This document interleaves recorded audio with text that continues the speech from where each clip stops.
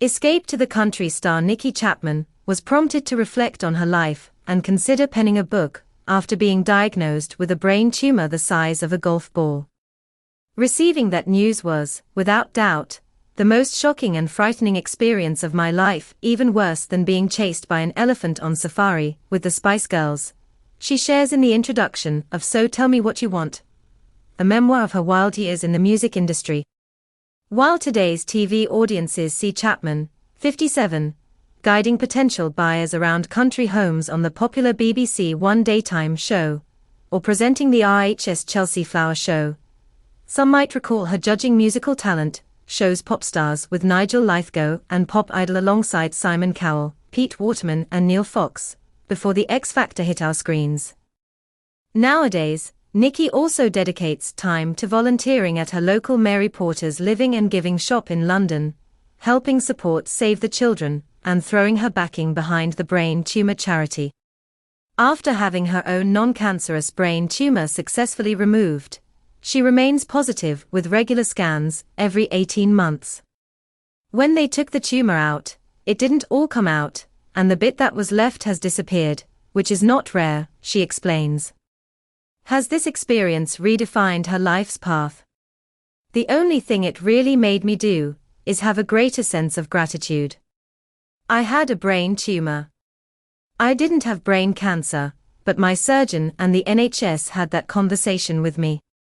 I made my will. You know, nothing is given, and it does give you an appreciation. Starting as a promotions assistant at MCA, striving to get her artists' songs played on the radio, Chapman climbed the ranks to become head of promotions at RCA. She emerged as a publicity powerhouse in the 90s and noughties, promoting acts like Take That, the Spice Girls, Annie Lennox and David Bowie, among others, and breaking barriers for women in the industry. So it's clear to see why she's a whiz with people, curating an impressive contacts book thanks to her engaging positivity, style and charm. A colleague praises her as ruthlessly polite, which she takes as a compliment. Now a familiar face on TV and radio too, and married to music biz honcho Dave Shacky Shackleton of Iron Maiden fame, she reminisces about her days in the biz, from the Spice Girls' chaotic auditions, banter with an up-and-coming Gary Barlow who remains a mate to nurturing talents like Billie Piper and Amy Winehouse, reports Wales Online. Gary is so talented and very funny. He can literally sit at a piano and do a ditty straight away, reflects Chapman. Looking after the Spice Girls was like herding cats, trying to keep them all together. They all had something, there wasn't a weak one in the band. She's still connected, casually crossing paths with Melanie Brown MBE and Melanie C during work. And yes, she dealt with diva antics, especially from round B legend Bobby Brown, whom she booked for a coveted gig on Top of the Pops, the go-to music program back in the day. Pop legends are known for their eccentric demands, with Iggy Pop and the Stooges once requesting absurdities, including a Bob Hope lookalike and 7 dwarfs wearing pointed hats. Prince had his own unique list, specifically asking for one particular coffee machine, aromatic teas like lavender and jasmine, shots of vitamin B, and insisted that everything should be wrapped in cling film. All food was expected to be laid out on a trestle table.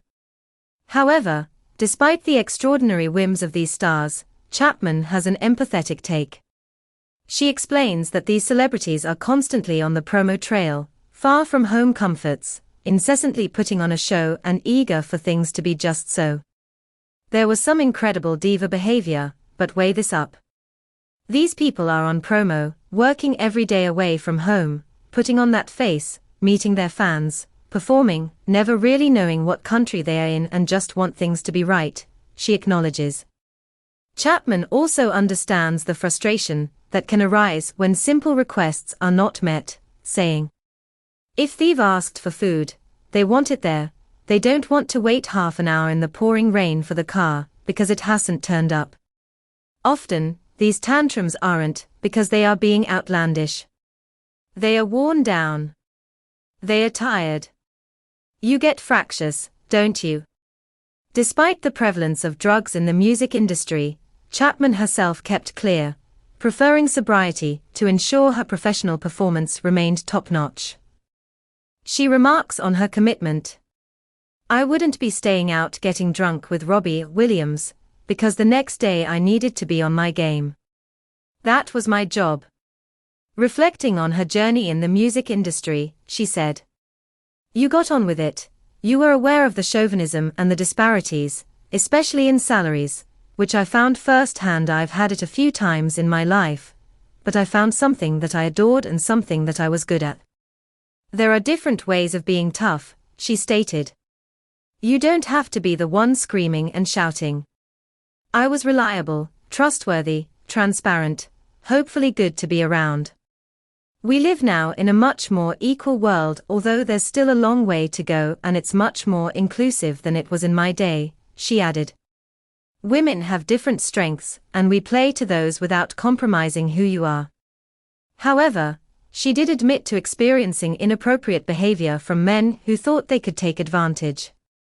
On one occasion, a producer persistently put his hand on her knee during a theatre soiree with clients, while another suggested they all got a hotel if she let them work with one of her acts. She accepted her next music job on the condition that she would never be asked to have lunch or dinner alone with either of the two men. "I made sure when I was in those situations that I wasn't compromised. When I was finding my feet, you could say that I was naive. You could say, 'How sad that you can't go out and have dinner with somebody without feeling that your safety is in danger,'" she reflected. Reflecting on the past, she noted how mental health in the music industry used to be overlooked. "We talk about the mental health of people in the music industry and fame, but look at the people with mental health issues that work in the NHS or who work in a bank. It's now recognized across the board, and rightly so." Chapman recently celebrated her 25th wedding anniversary with her partner Shackleton, whom she met during her time at RCA Records. "I married my best friend, my soulmate, someone that understands me, and I hope I also understand him. We never stop working at it. But I am extremely lucky to have him in my life. I always tease him and say he's punching above his weight, but honestly, I'm punching above my weight." Nowadays, you'll likely find her engaging in TV and radio gigs alongside her role as a professional coach. Follow Mirror Celebs on Snapchat, Instagram, Twitter, Facebook, YouTube and Threads.